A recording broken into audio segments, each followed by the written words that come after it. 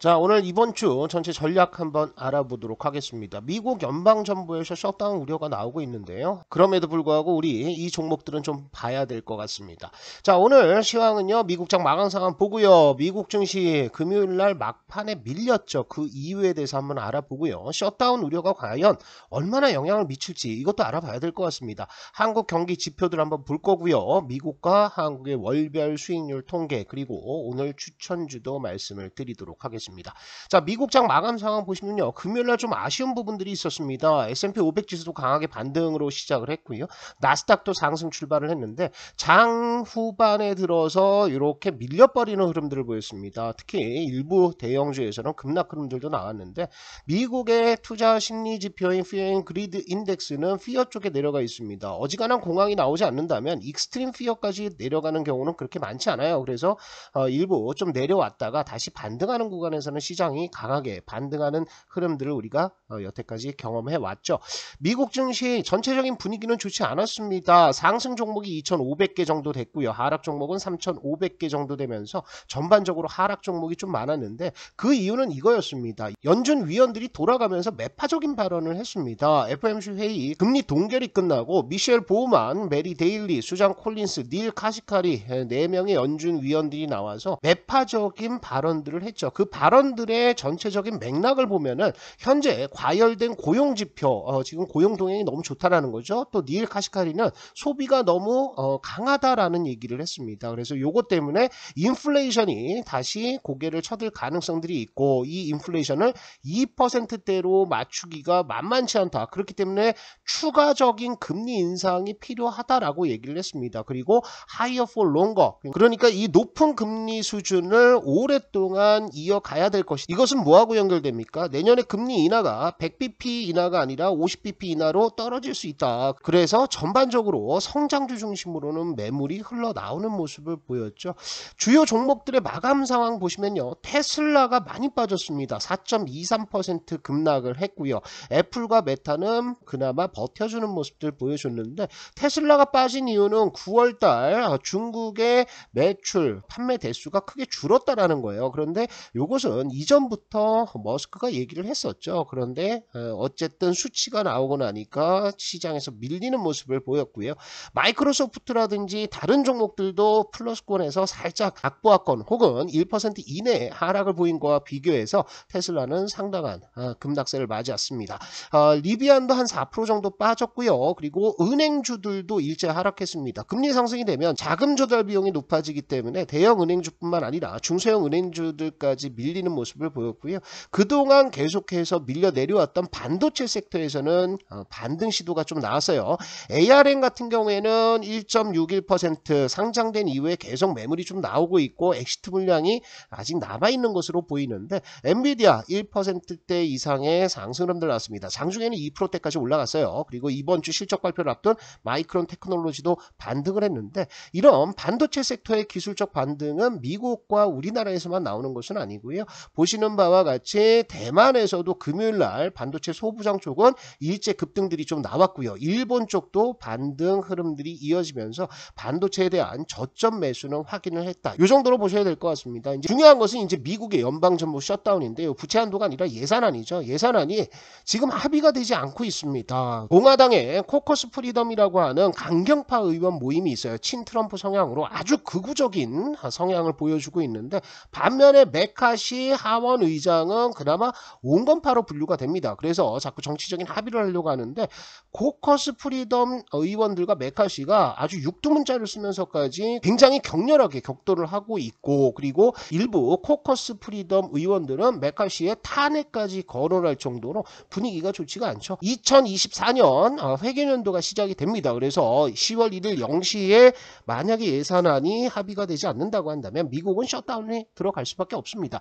연방정부 셧다운은 지금 처음 나오는 내용은 아니고요. 1976년부터 시작해서 최근까지 20여 차례 셧다운 경험들이 있습니다. 보시면은 요게 이제 셧다운된 기간들이거든요. 그래서 보통 11선 있다가 1980년대는 바로바로 합의를 했죠. 그리고 나서 1990년대 후반부터 시작해 갖고 셧다운 기간이 좀 늘어났습니다. 클린턴이라든지 아니면 특히 이제 트럼프 재임 시절에는 연방정부 셧다운이 3번이나 있었어요. 물론 첫 번째 번째는 며칠 만에 합의를 하고 두 번째는 9시간 만에 합의를 했지만 마지막 2018년에서 2019년 넘어가는 구간에서는 무려 34일 동안 셧다운 기간이 이어졌습니다. 그러면 이때 무조건 증시가 급락하냐? 그렇지는 않습니다. 셧다운 기간에 1970년대에는 주가가 하락했습니다. 이때는 셧다운이라는 것이 굉장히 생소한 경험이고 두려움이 있었기 때문에 이렇게 하락했었는데 이게 결국에는 정치적인 문제로 해결이 되더라라는 것들을 경험하고 나서는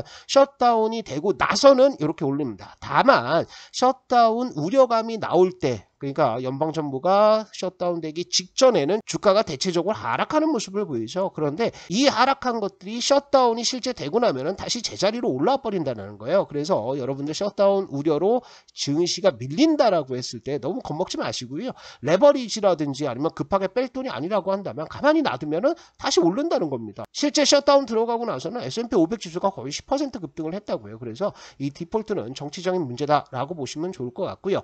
한국 수출이 개선이 되고 있습니다. 9월 20일까지의 수출 증가율이 전년 동기 대비해서 한 8.9% 정도 증가를 했습니다. 물론 작년에 추석 기간이 있었어요. 추석 연휴가 있었기 때문에 기저효과로 오른 것이지만 어찌됐든 수출 증가율이 이렇게 돌아서면서 9월달 수출은 플러스 전환이 될 가능성들이 있어 보입니다. 여기에 9월 19일날 발표됐던 PPI 생산자 물가지수를 한번 보시면은요. 생산자 물가지수가 드디어 반전하고 있습니다. 생산자 물가가 계속 빠지다가 이렇게 고개를 들고 있는데 요거는 수출 동향이에요. 우리나라 수출 증가율을 보여주고 있는 것이 파란색 선인데 수출 증가율에 약간 후행하면서 PPI가 반전하는 흐름들은 과거 20년 이상 확인됐다는 거죠. 그것은 뭘 얘기하냐? 수출이 증가하고 수출이 바닥을 찍으면서 생산자 물가가 반등하고 있다. 요것이 이제 고점으로 올라가게 되면 수출도 증가한다. 수출이 증가하면 우리나라 코스피 시장 오릅니까? 네, 오르는 흐름들을 보여줘요. 그래서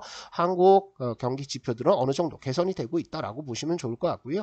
월별 주가 등락률 요거는 제가 여러 차례 보여드리는 건데 9월 달이 제일 좋지 않습니다. 미국 같은 경우에 우리나라도 9월이 제일 안 좋은 달 중에 하나인데 10월 달부터는 흐름이 굉장히 개선이 된다고요. 그래서 지금은 통계적으로 봤을 때도 수급들이 들어올 수 있는 구간들은 남아있다. 이렇게 보시고 다만 우려스러운 것은 미국의 국채금리가 지금 제가 말씀드린 4.5%대까지 왔는데 일단 FOMC 금리 동결 이후 내년에 금리 인하폭들에 대한 조정들이 나오게 된다라고 한다면 이게 한 차례 이렇게 밀렸다가요 다시 올라갈 수 있어요. 어디까지 4.8%대까지 올라갈 수도 있습니다. 10년물 국채금리가. 그런데 이런 것들에 대비해서 미국 정부에서는 내년부터 국채 바이백을 준비를 좀 하고 있고요. 그리고 연준에서도 영레포를 통해서 달러 공급을 좀 하고 있는 상태입니다. 그래서 여기까지 가면 힘들겠죠. 그렇지만 이 구간 4.5% 전후에서 만약에 국채금리가 좀 꺾여준다라고 한다면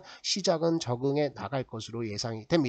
오늘 우리 시장의 대응 전략을 한번 잡아보면요. 이런 거예요. IT 섹터의 기술적 반등 시도는 계속될 것으로 예상이 되고 있습니다. 아무래도 관성에 따라서 추가 상승이 좀 나올 가능성들이 있고요.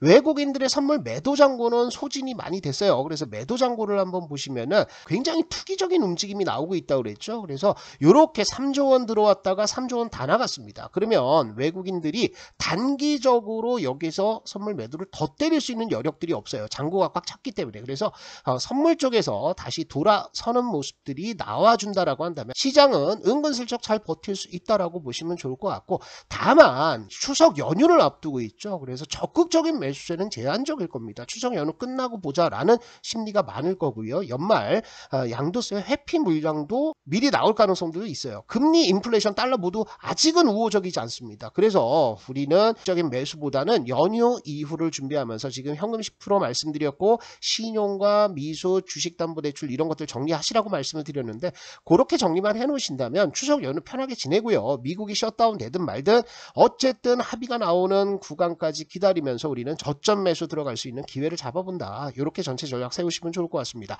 자, 오늘 파동 추천주 한번 볼 건데요. 자, 라이콤이라는 종목은 언제 말씀을 드렸냐 하면 지난 목요일 날 말씀드렸죠. 제가 파동 추천주 말씀드리면서 늘 강조하고 또 강조하는 게 있습니다. 9월 21일날 라이콤 추천을 드리면서 이거 바로 사는 거 아니다. 어떻게 사는 거다?